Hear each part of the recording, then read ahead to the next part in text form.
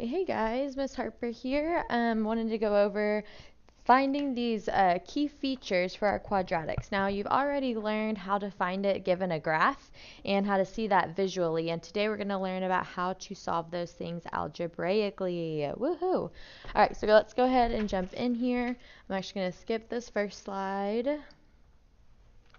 And here we go. Our first bit, we're going to learn how to find the axis of symmetry. So remember, the axis of symmetry is the line that cuts our parabola in half. Remember that this is our parabola.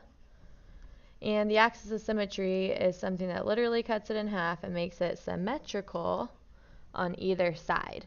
All right, so this line is a vertical line, right? So it's a special x equals function. So we are going to learn how to find that today. On your star chart and in our classroom, you will be given the formula x equals negative b over 2a. Okay, so it's just a new formula. You got to learn it. We'll be using it a lot. Now, some teachers will call that negative b. I sometimes will call it opposite b. And then you'll want to remember what our standard form is of a quadratic. Is this ax squared plus bx plus c. All right, so let's go ahead and dive into here. So let's look at our first example that they gave us. So what would be the value of a here? Well, remember there's a 1 out here in front. So a is 1, b is 8, and c is 15. All right, and now that we know what our formula is, we're just going to use our formula and plug in those given pieces. So our formula is x equals opposite b over 2a. So for our case, that would be x equals the opposite of our b value. Well, look, our b value is currently positive 8, so the opposite of that would be negative 8. All right, over 2 times the value of a, which is 1. That translates to negative 8 over 2. Negative 8 divided by 2 is negative 4. So therefore, our axis of symmetry is the equation x equals negative 4. Okay? And that would be the axis of symmetry for this particular quadratic function. Pretty easy. So let's try one more of those. Okay, again, we know our formula. X equals opposite b over 2a. A is equal to 3, b is equal to negative 12, and c is equal to 1. Our formula is x equals negative or opposite b. So this is the reason why I say opposite b. You can think of it whichever way makes more sense to you. So if I plug it in using our formula, we do the negative of our b value.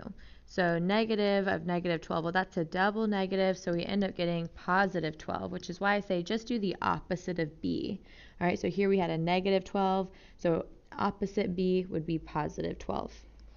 And that's over 6. 12 divided by 6 is 2.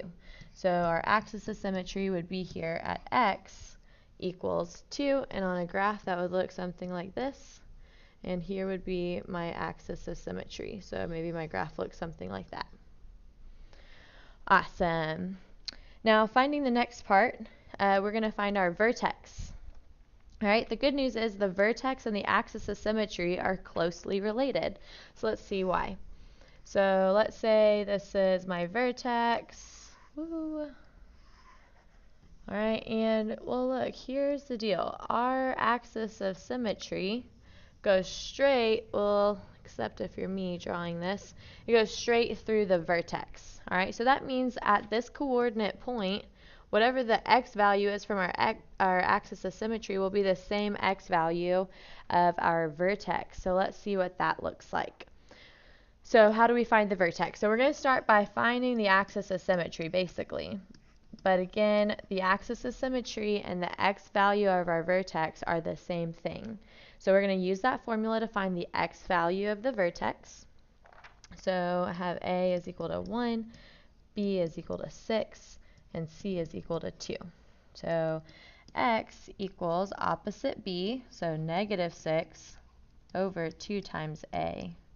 It's negative 6 over 2, which is negative 3. So just a little side note, our axis of symmetry would be x equals negative 3.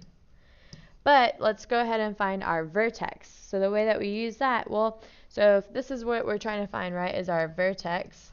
Well, we already know the x value of our vertex. It's -3. It's the same thing as your axis of symmetry. So now all we need to do is figure out what is the y value.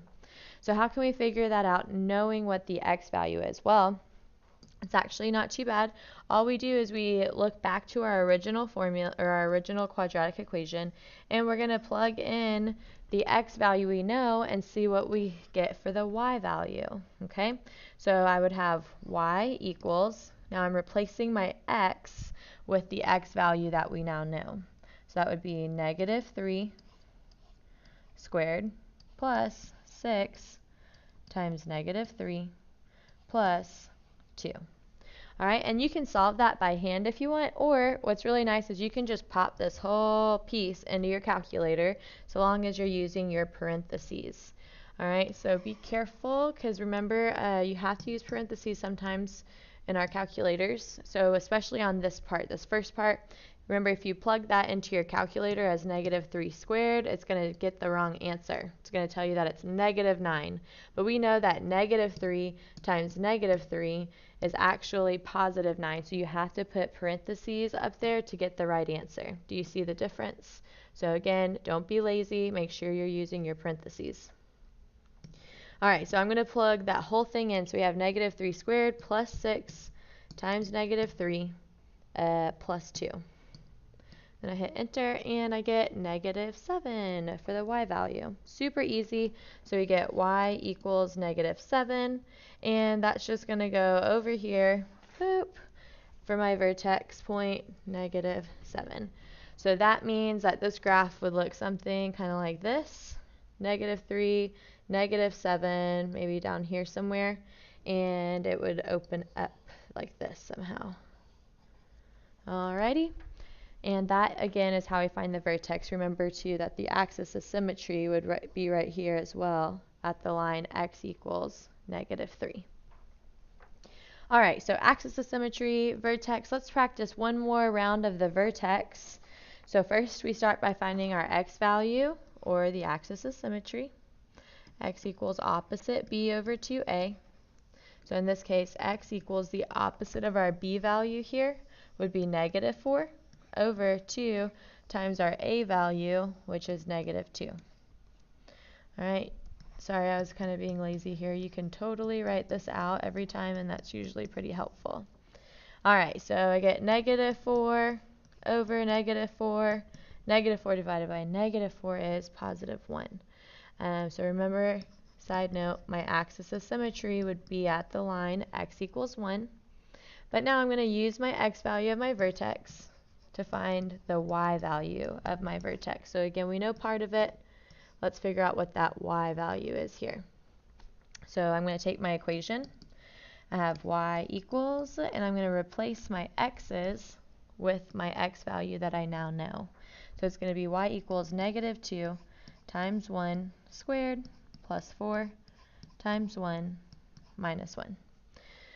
All right, so that would, I'm being lazy, just plug it into your calculator. So -2 times 1 squared plus 4 times 1 minus 1.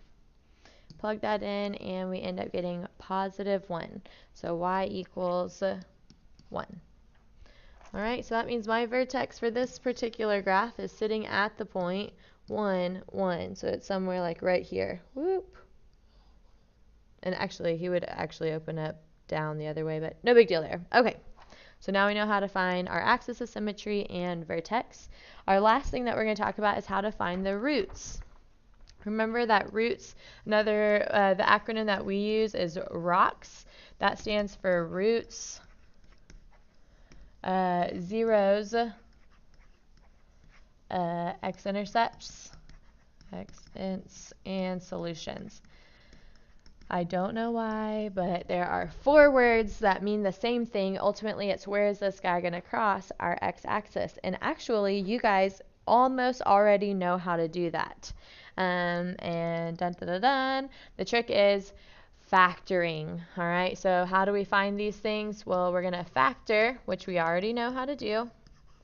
And the second part that we're going to learn is the solving part. So factor and solve. This is the new part. We already know how to factor though. All right, so let's go ahead and factor this guy. Remember, you can't factor unless that leading term is positive. So I need to factor out a -1 first. So y equals -1. So I'm just changing the signs of everything. And now I can factor this x squared plus 8x plus 15. Okay, so multiply the first by the last, that's 15. And my middle term is 8. The two numbers that we're looking for there would be 3 and 5. If you know the shortcut, you can save some time right now and do the shortcut. However, I am going to not do the shortcut. So I'm going to kind of ignore the -1 out here in front, honestly. So I have x squared plus 3x plus 5x plus 15. Group up with your parentheses, factor out your GCF. So I get x plus 3. Here my GCF would be 5, and again I'm left with x plus 3. I have the same parentheses, so my factors become x plus 5 and x plus 3. Alright, I'm going to keep that -1 back in here now.